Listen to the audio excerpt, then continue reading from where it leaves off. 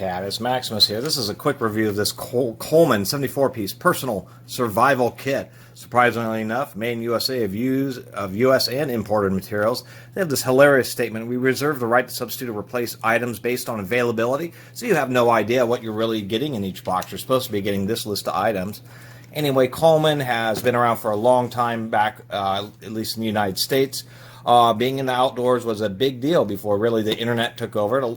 Obviously, it still is a big deal, but it was a really big deal in yesteryear. Coleman was a camping equipment company that was always has been a cheap and budget company. A lot of people really like Coleman products, but they've always been cheap. The problem is they're even cheaper than they've ever were in the past, and they're really pretty junky. I cringe on anything that has the Coleman name on it. Their tents and their sleeping bags can be like okay if you get them on sale, but that's about it. But what the worst part about this $7 item is it's an emergency personal survival kit.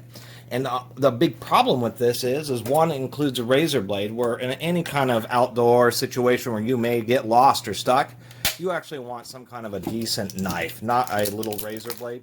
You want a knife that may actually be able to do some real cutting and even provide you with some protection, and maybe even help give you the ability to get a hold of food.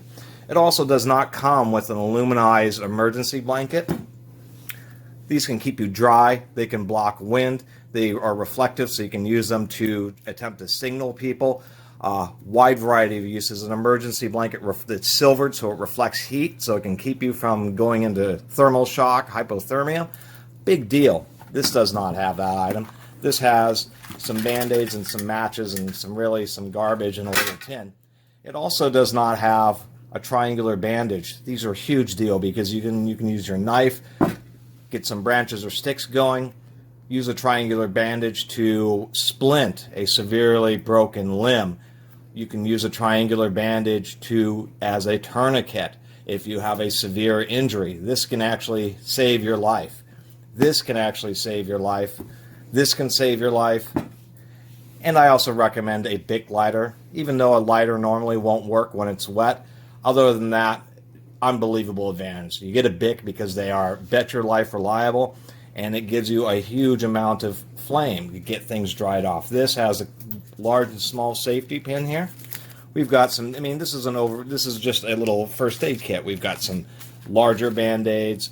We've got some little dot band-aids. We've got some little knuckle band-aids or tiny little band-aids. Here's a knuckle band-aid. Here's some of those butterfly, like stick-on sutures to pull a wound closed.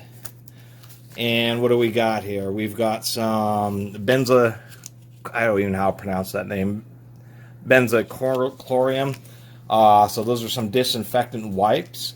We do have a couple of sting relief pads. That may help if you do get a bee sting. I do like those. More towelettes, some antibiotic ointments. We'll see what chemicals is in here. I have no idea, but at least people can read that. A lot of those towelettes. Here's our regular old razor blade. That's not American made, that's a Chinese razor blade. And then, of course, some waterproof matches. And of course, waterproof matches are advertised like that just because they take the match and they put a little bit of wax or a very thin plastic coating. You can see how shiny it is. That way the match doesn't actually soak in water, but I guarantee you, if one of these has water in it, if you're trying to strike one of these on the side of a box getting pounded by rain, you're not lighting any of those matches. You're not lighting a big lighter.